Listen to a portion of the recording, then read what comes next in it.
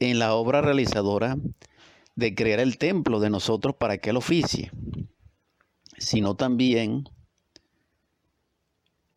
de que nuestra conciencia permanezca, resista y no caiga en brazos del yo, porque allí se produce realmente la muerte. Y que termina en la muerte segunda. Por eso él dice aquí, en esta interpretación, o en este nivel, consérvame vivo en tu propio camino.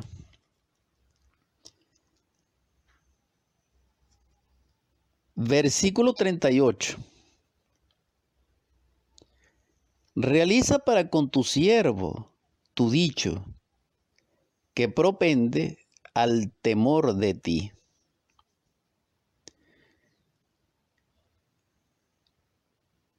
Para que Dios, nuestro Jehová interno, Padre Madre, nos mantenga vivo en el camino, es porque andamos en su propio camino. Y Él nos hace partícipe de esa propiedad vivificante, real, de vivir en su gracia. Pero es en el camino de Él que nosotros debemos caminar. No en nuestro camino personal, egoísta, del yo, porque en ese caso no logramos vivir. Aquí se une con este versículo 38 el temor a ti.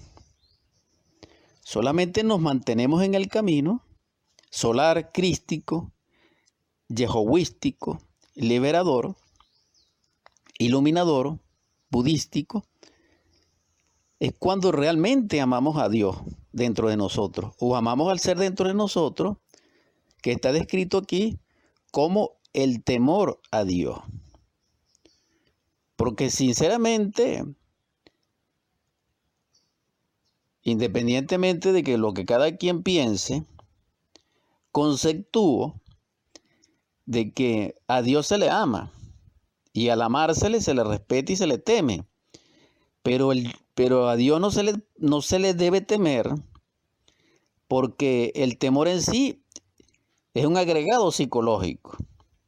Ahora, desde el punto de vista lingüístico, metafórico, bíblico, comprendemos que es amarle y servirle.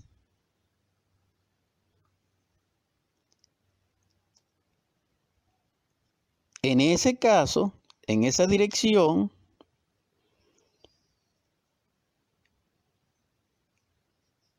nos lleva esta expresión del Salmo y del salmista a la palabra de Salomón, cuando dice que el principio de la sabiduría yace en temer a Dios y a no andar en el mal. Palabras más o menos aproximadas.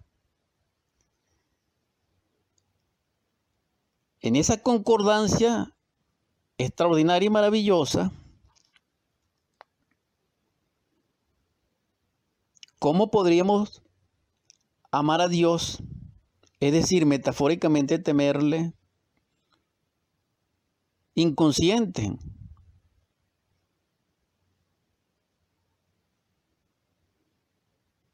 ¿Cómo? Ahora, en conciencia sí lo podemos hacer. Pero para que lleguemos a ese estado, necesitamos liberarla.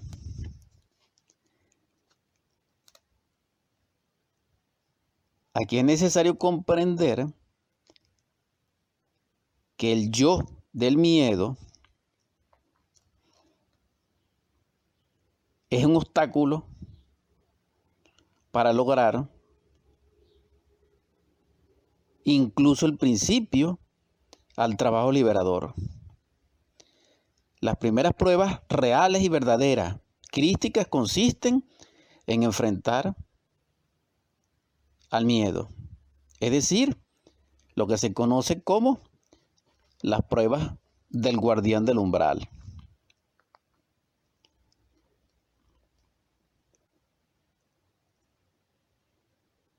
Cuando nuestro Padre o nuestro Yahová interior nos bendice como su siervo y expresa esa palabra, surge la fe realmente.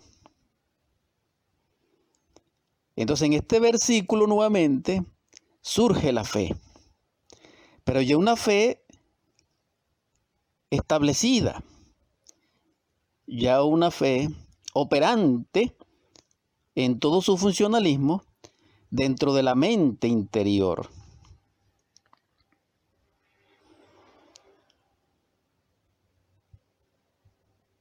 Continúa el salmista en el versículo 39, que es el antepenúltimo, del cual estoy haciendo la interpretación o la gnosis, dice: haz pasar mi oprobio, del cual he estado asustado, porque tus decisiones judiciales son buenas. Aquí el salmista nos señala en el sendero y en su vivencia hacia la liberación, hacia el Cristo íntimo, las consecuencias del temor, del miedo, como yo, como defecto, como ego. Cuando habla de he estado asustado.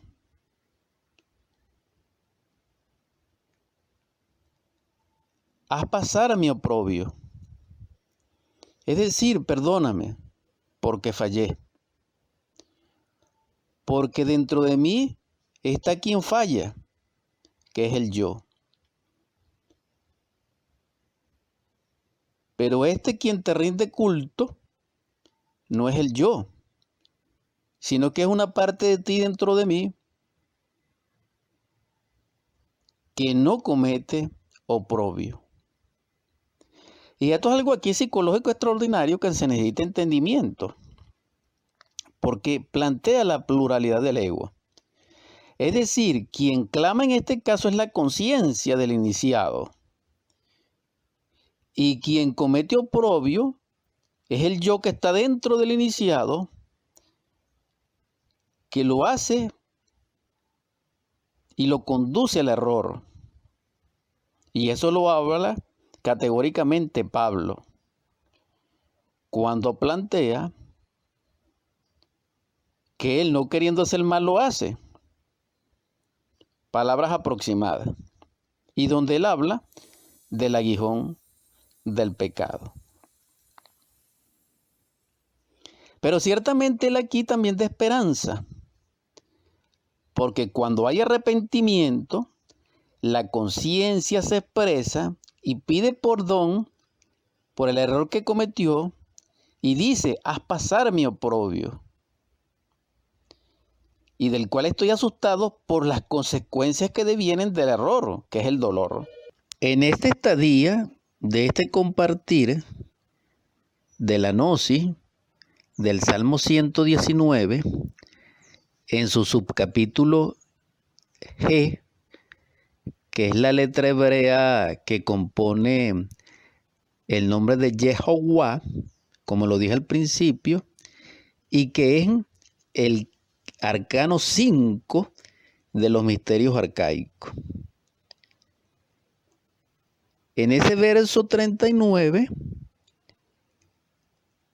ya logrado el arrepentimiento, nuestro Yehová interior hace pasar nuestro oprobio y en su perdón hace posible que podamos despertar, que podamos lograr la iluminación. Y ese es el misterio del amor, de la misericordia.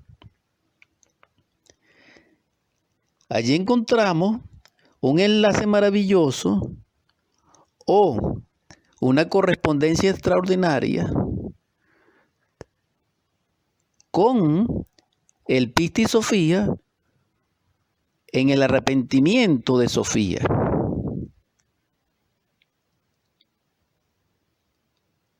En esos arrepentimientos es que se produce la transformación verdadera, el cambio radical de lo corruptible a lo incorruptible, o del error a la perfección.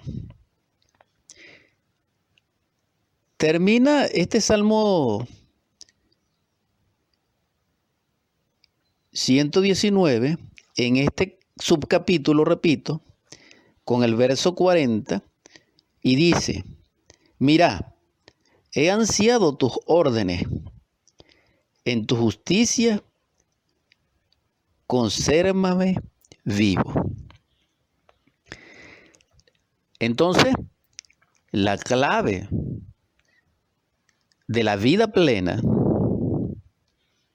próspera, dichosa, estable,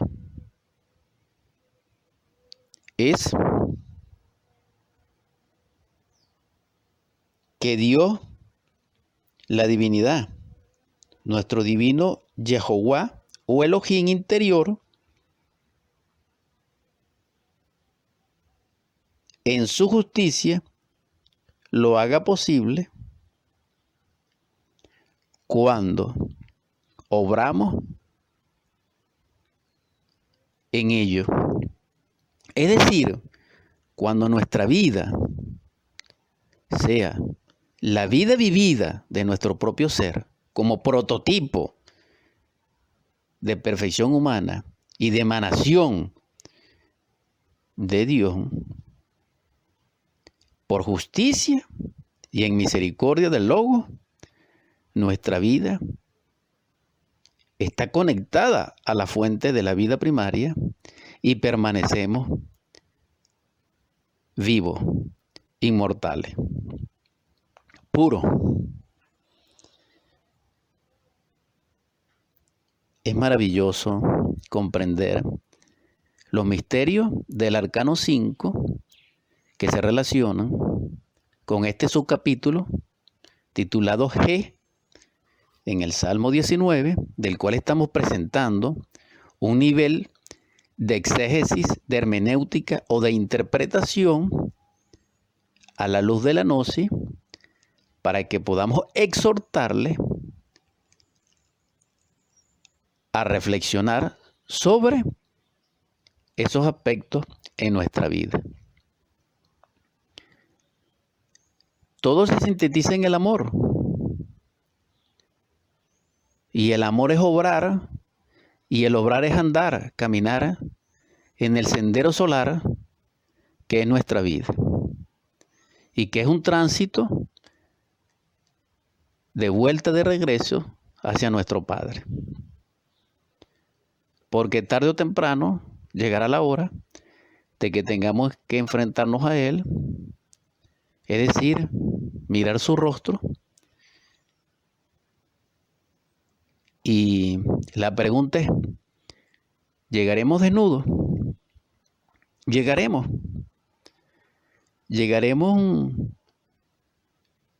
con algún presente para Él? ¿Le habremos creado su templo interior? ¿Habremos purificado nuestro espíritu que emanó de Él? ¿Le dimos realidad dentro de nosotros? ¿Logramos la autorización íntima del ser? ¿Logramos crearle los cuerpos solares? ¿Logramos en un nivel mayor crearle los cuerpos existenciales superiores del ser? ¿Logramos amar? Vamos a convertir estas ondas, esta grabación, en oratorium, en el nombre del Cristo, por la caridad universal y de acuerdo a la ley.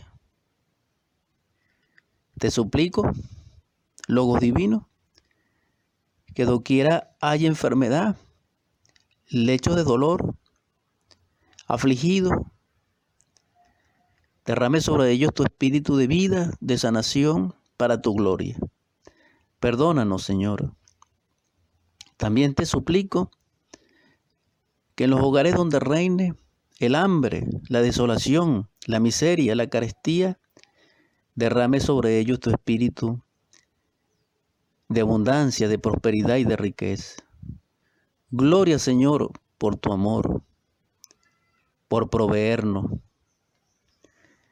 También te suplico, Logos Divino, que en los hogares donde reine el divorcio, la discusión, el grito, la ofensa, la violencia, el llanto, el golpe, la desesperación, el miedo, derrame sobre ellos tu amor, Señor, tu espíritu de paz, de concordia, para que así resplandezca la belleza, el ósculo, que es el beso santo, el abrazo de la unidad, que es la sagrada familia, y la esperanza. Te ruego humildemente, Divino Salvador, que despiertes en nosotros el amor que fluye en ti para amarnos, para jugar con nuestros niños, para proporcionarles belleza, para orientar a nuestros jóvenes, para fortalecerles, para sanar y acompañar a nuestros ancianos, para rendirles honra.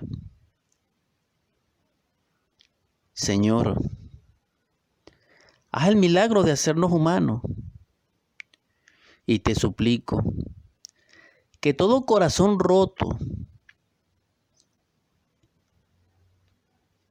por causa de la despedida, de la pérdida de seres amados que se han ido, Señor, consuélanos, porque les lloramos, porque Venezuela los llora. Derrama sobre nosotros, Señor, tu espíritu de consuelo y haznos ligero este yugo. Y para ello, Señor,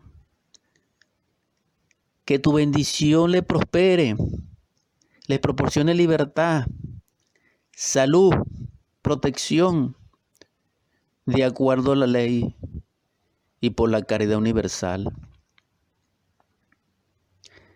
Perdónanos, Señor, si nosotros somos los responsables de tal situación.